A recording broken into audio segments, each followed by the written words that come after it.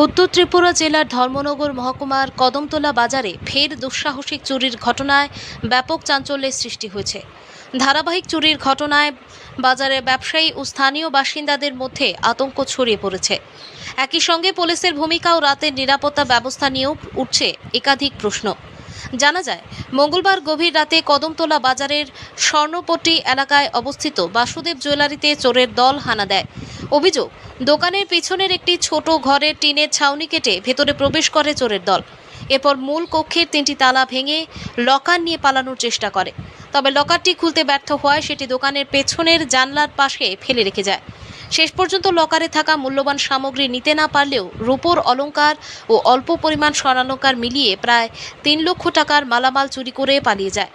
দোকানের মালিক বরুণ কান্তিনাথ জানান, প্রতিদিনের মতো মঙ্গলবার রাতে দোকান বন্ধ করে তিনি বাড়ি ফিরে যান। বুধবার সকাল প্রায় 11টায় দোকান খুলতে এসে দেখেন ভেতরের সমস্ত জিনিসপত্র এলোমেলো অবস্থায় পড়ে রয়েছে। পরে তদন্ত করে দেখা যায় দোকানের পেছন দিয়ে চোরেরা ভেতরে প্রবেশ করেছিল। ঘটনার পর তিনি কদমতলা থানায় লিখিত অভিযোগ দায়ের করতে গেলে পুলিশ তাকে রাতের পাহারাদারের নামের তালিকাসহ অভিযোগ জমা দেওয়ার পরামর্শ দেয়। তবে ব্যবসায়ীদের দাবি, কদমতলা বাজারে প্রতিদিন রাতেই বেসরকারি পাহারাদারের ব্যবস্থা থাকে এবং পুলিশের টহলও চলে। তা সত্ত্বেও কিভাবে এমন দুঃসাহসিক চুরির ঘটনা ঘটল তা নিয়ে ক্ষোভ প্রকাশ করেছেন তারা। স্থানীয় বাসিন্দাদের অভিযোগ, গত কয়েক মাসে বাজারে একাধিক চুরির ঘটনা ঘটলেও এখনও পর্যন্ত অধিকাংশ ঘটনারই কোনো সুরাহা হয়নি। ফলে ব্যবসায়ীদের মধ্যে ক্ষোভ ও অসন্তোষ বাড়ছে। পাশাপাশি সাধারণ মানুষের জানমাল ও ব্যবসা প্রতিষ্ঠানের নিরাপত্তা নিশ্চিত করতে পুলিশ প্রশাসনের আরও কার্যকর পদক্ষেপের দাবি জানিয়েছেন বাজার কমিটি। চোরাইবাড়ি প্রতিনিধির রিপোর্ট, প্রতিদিন ত্রিপুরা। কালকে তো মঙ্গলবার আছিল, বাজারবার আছিল। আমি কালকে রাত্রে ধরুন 10টা সাড়ে 10টার ভিতরে দোকান আটাইয়া দোকান পুরো দেখিয়া পিছন লক টক করিয়া তো বাড়িতে গেছি। সকালে আইসি ধরুন 11টা সাড়ে 10টা আইসি, আইয়া দোকান তালা খুলিয়া দেখি আমার সন্দুক নাই, দোকান রাস্তাটা এলোমেলো। সঙ্গে সঙ্গে আমি আশপাশের লোক ডাক দিলাম যে আমার দোকান বোধহয় চুরি হয়ে গেছে।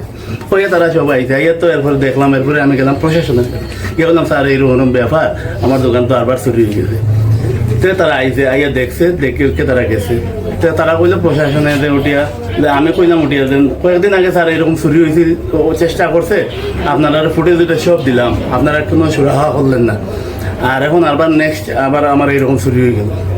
তো এইটা নিয়ে কি তারা উঠিয়া কইলো আমার যে ফারাদার খেয়ে আছে। আমি কইলাম তো যাই না, এটা লিস্ট পাই, কইলাম তো ফারাদারের উপরে কেস করো, আমার একটা নিয়ে দরখাস্ত দেবো, তার উপরে কেস করো, ওটাও করি। আর আমার তো বহুত এখন মাল নিছে গিয়ে, এখন সন্দুক ভাঙতেও পারছে না, কিন্তু সুখে আসেন 50-60 ভরি রূপা আছে, আর দেয়ারে কিছু সোনা রূপা তার কিছু তো এলোমেলো থাকে, তো ওটাও রই নাই। এই রোডে তো কয়েকদিন আগে, মাসখানে আগে সফন দিন নামে তার দোকানের এরকম টিন খাটে চুরি হয়েছে, এটারও কোনো সুরাহা থানায় করছে না। না, এটাও কিছু হয়েছে না। এটা আমি ফুটেজ সব কিছু দিয়া দিই, সিসি ক্যামেরা ফুটেজ সব থানায় দিয়া দিতাম, তো এটাও কোনো সুরাহা পাইছি না।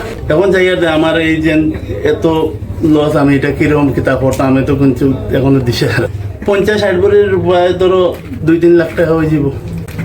আরও তো আছে 1.5 এটা তোর হিসাব তো টোটাল সব দেওয়া যাইতো না।